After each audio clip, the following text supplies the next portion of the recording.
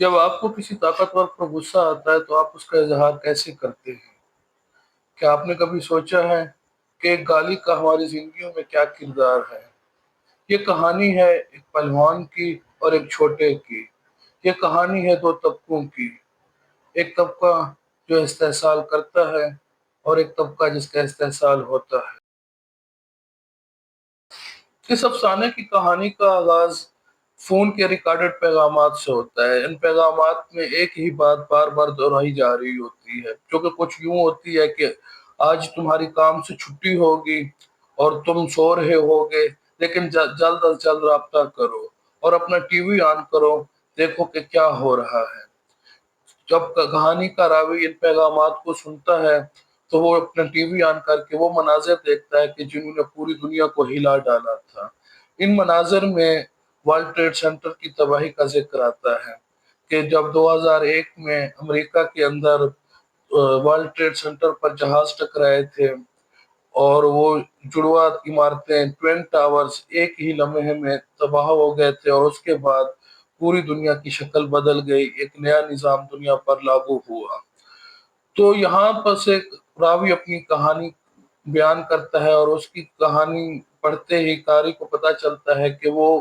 غیر قانونی طور پر امریکہ میں مقیم ہے، اور یہاں پر وہ انہی عمارتوں میں خاکروب کا کام کرتا ہے، صفائی وغیرہ کرتا ہے واش روموں کی اور دفتروں وغیرہ کی۔ تو لیکن آج اس کی خوش قسمتی تھی کہ آج اسے چھٹی تھی، اور اس وجہ سے وہ اس تباہی کا حصہ نہیں بن پایا، لیکن اسے اپنے ساتھیوں کو یاد کر کے وہ غمزدہ ہو جاتا ہے جو آج کام پر آئے ہوں گے اور جن کا مقدر میں یہ تباہی لکھ دی گئی۔ اور یہ ساری باتیں سوچتے ہوئے اسے محسوس ہوتا ہے کہ وہ یہاں پر ایک چھوٹا ہے، اور اب اسے احساس ہوتا ہے کہ یہ جس کی بھی غلطی ہے، جس نے بھی یہ تباہی لائی، جو بھی یہ تباہی لایا ہے، اس سب کا نزلہ اس جیسے چھوٹوں پر پڑے گا۔ چھوٹے کا خیال آتے ہی اس کا دماغ، اس کی سوچیں ماضی میں پہنچ جاتی ہیں کہ اسے اندرون شہر کا وہ ہوٹل یاد آتا ہے کہ جس پر وہ اپنے دوسرے ادیب دوستوں اور صحافیوں کے ساتھ اکثر چائے پینے جایا کرتا تھا، اور اس ہوٹل کا مالک ایک پہلوان تھا جو کہ نہ صرف ظاہری طور پر ہر وقت گندا مندہ رہتا تھا، بلکہ اس کی زبان بھی ہر وقت مغالطات پکتی رہتی تھی۔ وہ اپنے ماتحت جو لڑکے اس کے نیچے کام کرتے تھے اور ہر وقت ان کی ماں بہن کو گالیاں دیتا رہتا تھا، اور اس کا نزلہ سب سے زیادہ ایک چھوٹے پر گرتا، جس کی وضاحت مصنف اس طرح سے کرتا ہے کہ وہ چھوٹا اس کی رکھیل بننے سے انکاری ہوتا ہے، جبکہ دوسرے لڑکے وقتاً فوقتاً اس پہلوان کو خوش کرتے رہتے ہیں۔ اسی لیے اس کی چھوٹی سی یا معمولی سی غلطی کو دیکھ کر بھی پہلوان کو زیادہ غصہ آ جاتا ہے۔ کیوں تو اس چھوٹے کو ہر وقت سننی پڑتی ہیں، ہر بات پر، ہر غلطی پر، اور اگر غلطی نہ بھی کرے تب بھی اس کو گالیاں سننی پڑتی۔ لیکن مصنف کو یا راوی کو یاد آتا ہے ایک واقعہ کہ جس میں پہلوان نے تمام حدیں پار کر دی، اور اس کو یوں لگ رہا تھا کہ جیسے ابھی چھوٹا کوئی چیز اٹھا کر اس پہلوان کے سر میں دے مارے گا، لیکن وہ چھوٹا اپنے آنسو چھپا کے وہاں سے گم ہو جاتا ہے۔ تو اس واقعے کی کچھ دیر بعد جب راوی پیشاب کرنے کے لیے ہوٹل کے پچھلے حصے میں جاتا ہے جہاں پر اس ہوٹل کی ایک گندی سی لیٹرین ہوتی ہے، تو وہاں کی دیواروں پر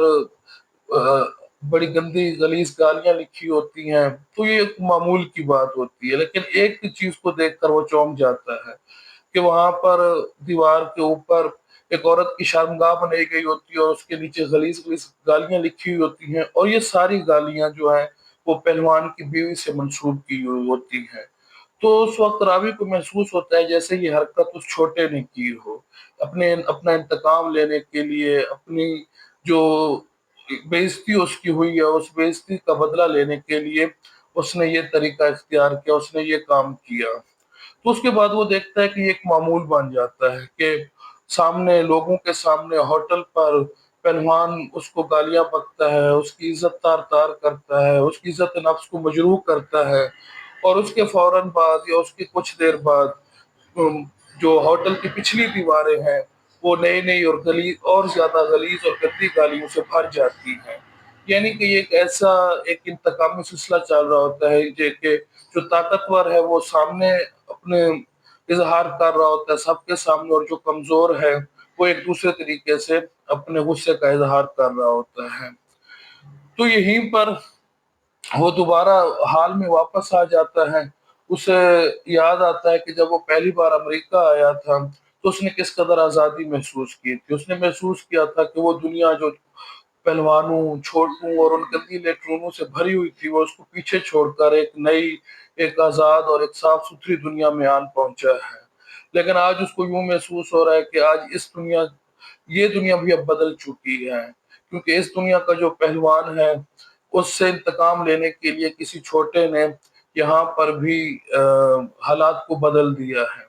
فرق صرف اتنا ہے کہ وہاں کا چھوٹا دیواروں کے اوپر غلیظ گالیاں لکھتا تھا، جبکہ یہاں کے چھوٹے نے اس سے ایک بڑا قدم اٹھایا، اور اس نے اس پہلوان کی طاقت، اس کا غرور، اس کی جو ترجمان جو چیزیں تھی ان کو نست و نابود کر دیا، ان کو تباہ کر ڈالا۔ افسانے کے اختتام پر راوی جو ہے وہ جہاز کے اندر بیٹھا ہے اور اپنے ملک واپس جا رہا ہے، لیکن جہاز میں بیٹھے ہوئے اس کو ہر طرف بو محسوس ہوتی ہے، اور اس کو یوں محسوس ہوتا ہے کہ جیسے کسی نے گندی لیٹرین کا دروازہ کھول دیا ہے اور اس کی بدبو ہر طرف پھیلی ہوئی ہے۔ تو یہاں سے ہمیں جس چیز کا ادراک ہوتا ہے، جو چیز ہم یہاں پہ محسوس کرتے ہیں، وہ یہ ہے کہ افسانہ نگار جو ہے وہ بنیادی طور پر استحصالی نظام کی نشاندہی کر رہا ہے، کہ ایک ایسا نظام جو ایک چھوٹی سطح سے لے کر بین الاقوامی سطح تک پھیلا ہوا ہے، جہاں ہر طرف پہلوان ہیں، ہر طرف چھوٹے ہیں، اور جو پہلوان ہیں وہ اپنی طاقت اور اپنے اقتدار کے بل بوتے پر دوسروں کی یا چھوٹوں کی عزت نفس، ان کی سماجی، معاشی، سیاسی، نفسیاتی اور جنسی ہر لحاظ سے ان کا استحصال کر رہے ہیں، جبکہ بدلے میں چھوٹے بھی وقتاً فوقتاً اس کا اپنے جو ان کے کچلے ہوئے جذبات ہیں، ان کی کچلی ہوئی زندگی ہے، جو ان کی استحصال زدہ زندگی ہے، اس کا انتقام لینے کے لیے وہ بھی مختلف طریقے سے اپنے کاروائیاں کرتے رہتے ہیں۔ کبھی تو یہ کاروائیاں بڑی بے ضرر سی ہوتی ہیں، جیسا کہ وہ دکھاتا ہے کہ وہ چھوٹا دیوار کے اوپر جا کر گالیاں لکھتا ہے، اور ان سے سوائے اس پہلوان کو ایک چیلنج کرنے کے اور زیادہ کوئی چیز سامنے نہیں آتی۔ لیکن کبھی کبھی یہ جو کاروائیاں ہیں وہ اتنی گھنونی ہوتی ہیں یا اتنی بے قابو ہوتی ہیں کہ پھر ان کاروائیوں کے عوض اور نہ جانے کتنے چھوٹوں کو جرمانہ بھرنا پڑتا ہے، اور نہ جانے کتنے انسانوں کی زندگیاں تباہ و برباد ہو جاتی ہیں۔ جیسا کہ یہ ہم سب جانتے ہیں کہ 9/11 کے بعد، 2001 کے واقعے کے بعد، جب امریکہ میں یہ تباہی ہوئی تو اس کے بعد کس طریقے سے پوری دنیا کے اوپر امریکہ ٹوٹ پڑا، اور ایک کے بعد دوسرا ملک تباہ ہوتا چلا گیا، معصوم بچے مرے، ملکوں کی شناخت تبدیل ہو کے رہ گئی، ان کا سماجی، معاشرتی، معاشی ہر طرح کا ڈھانچہ تباہ ہو گیا۔ ایک ایسی تباہی آئی جس نے انسانیت کی شناخت کو ہی مٹا کے رکھ دیا، جس نے انسانیت کا چہرہ مسخ کر کے رکھ دیا، اور انسانیت اپنے چہرے سے بے چہرہ ہو گئی۔ تو اس کے علاوہ اس ورلڈ ٹریڈ سینٹر اور طاقت کا نظام اور استحصال کا نظام، اور پھر اس استحصال کے نظام کے خلاف بغاوت، یہ ساری چیزیں ہمیں اس افسانے میں پڑھنے کو ملتی ہیں۔ اس کے علاوہ چائلڈ لیبر، اور پھر کس طریقے سے وہ چھوٹے بچے جو کسی مجبوری کے تحت ہوٹلوں پر کام کرتے ہیں، اور کس طریقے سے ان کا معاشی اور جنسی استحصال کیا جاتا ہے، تو یہ ساری چیزیں بھی اس افسانے میں شامل ہیں۔